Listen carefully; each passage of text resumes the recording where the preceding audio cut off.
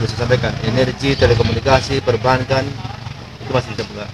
Pasar masih buka, kegiatan logistik masih buka, kesehatan masih buka, perbankan masih buka. Tapi semua yang buka itu harus mengikuti protokol kesehatan. Contohnya misalnya tanah perbankan, dia harus mempersiapkan termogan untuk mengecek suhunya si nasabah, mempersiapkan tempat cuci tangan, harus memakai masker.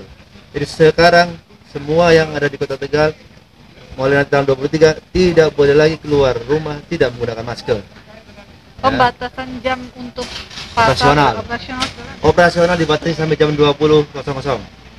Yang sekarang gini, pasar dari ataupun supermarket, minimarket dari jam buka jam 8 atau jam berapa lah ya. Jam 8 sampai jam 20.00 harus sudah close. Seperti di Jakarta tuh kan atau tempat lain ada kendaraan segala dibatasi kan? Ya, semua transportasi publik seperti angkot, mobil pribadi, sedangkan sedan tidak boleh memuat lebih daripada 3 orang, depan 1 belakang 2. Misalkan katakanlah pakai minivan atau kijang seperti itu dengan 7 seater, itu hanya boleh ditempati oleh 4 orang, 1 sopir, 1 tengah, 2 belakang. Warga masih boleh beraktivitas, Pak? Semua warga masih boleh beraktivitas, tapi aktivitas yang memang sangat urgent. Kalau tidak bisa keluar, tetap harus di dalam rumah. Ojol tidak boleh lagi mengangkut penumpang, hanya bisa mengangkut delivery order atau barang. Sama juga dengan yang lainnya. Tukang becak juga tapi masih boleh ya, Pak? Ya, tetap bisa, tapi dibatasi seperti itu. Pak, kalau jaminan buat jaringan sosial? Ya, untuk itu nanti karena kita akan menerapkan PSBB ini mulai hari Kamis, mulai besok Senin, jaring pengaman sosial harus sudah diberikan kepada masyarakat. Mulai hari Senin sampai hari Rabu terakhir. Jadi 4 hari Senin Tegal Timur, hari Selasa Tegal Barat, hari Rabunya Tegal Magadana, kemudian Tegal Selatan. Itu harus sudah. Sembako ada bentuk tunai yang akan diberikan kepada masyarakat? Sesuai dengan apa yang sudah diberikan oleh pemerintah pusat. Jadi saya ada beberapa poin di catatan saya. Jadi misalnya begini, PKH tentu diberikan, bantuan presiden yang 600.000 diberikan, bantuan Kementerian Sosial juga diberikan, bantuan kartu prakerja juga diberikan, bantuan untuk provinsi juga diberikan, kemudian bantuan dari kita pemerintah daerah seperti yang saya sampaikan tadi juga diberikan. Jadi semuanya sudah di cover oleh bantuan sosial baik oleh pemerintah pusat, provinsi maupun Kota Tegal. Itu yang dapat semua seperti yang kemarin di... Betul, semua yang kemarin kita sampaikan. Jadi nggak semua warga berarti ya, Pak? Ya, tidak semua warga. Artinya yang memang terdampak dalam artian yang memang yang warga miskin, kemudian yang tidak bekerja, begitu kan, orang miskin baru kan begitu. Kalau yang kaya kan mungkin tidak perlu dibantu ya. Itu masih dengan sembako sebulan sekali, Pak? Iya. Nah, tadi ada masukan. Jadi mungkin juga kita akan melakukan mungkin dua kali dalam 1 bulan. Tapi nanti dilihat kondisinya.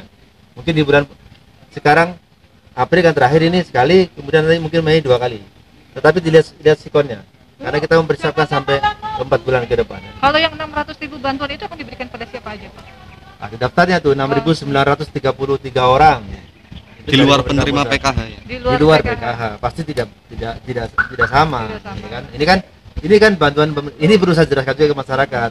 Ini dari pemerintah pusat, dari presiden, dari kementerian, bukan dari Pemkot yang tunai tadi. Jadi itu semua datanya dari pemerintah pusat yang sudah terdata. Pak, soal anggaran ada perubahan enggak, Pak? Pasti ada perubahan. Karena tadi ini berarti logistik kita berubah. Keperluan tadi kan dipimpin langsung oleh Pak Dandim sebagai wakil ketua gugus tugas untuk urusan logistik dikomandoi oleh Dandim. Beliau tadi menyampaikan berarti kita contoh, kita mungkin akan perlu rapid test ya kan untuk garda terdepan.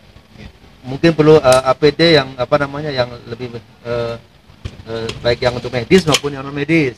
Pasti berubah anggarannya. Kemudian operasional juga berubah. Kenapa? Karena ini berarti cover all untuk seluruh Kota Tegal. Dalam artian begini, karena kita harus operasi ya, polisi harus keliling untuk meyakinkan masyarakat tidak di luar pada saat PSBB ini diterapkan. Iya, ada kecualinya kalau dia bekerja bekerja kesehatan, kemudian bisnis yang memang harus berjalan ya silakan saja.